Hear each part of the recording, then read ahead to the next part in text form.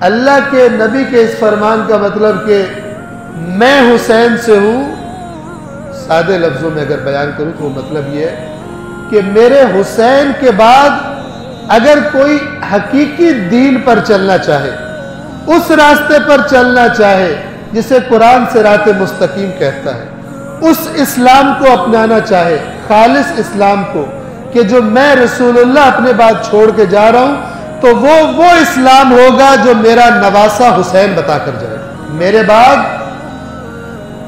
میرا اسلام یعنی میری شخصیت، رسول اللہ کا بتایا ہوا دین، وہ حسین سے باقی رہے گا، کسی اور سے باقی نہیں رہے گا۔ حسین کے مقابلے میں جو کوئی تفسیر بتائے دین اسلام کی وہ باطل ہوگا۔ حقیقی اسلام وہ ہوگا جس کو میرا نواسہ حسین امت کے درمیان چھوڑ کر جائے۔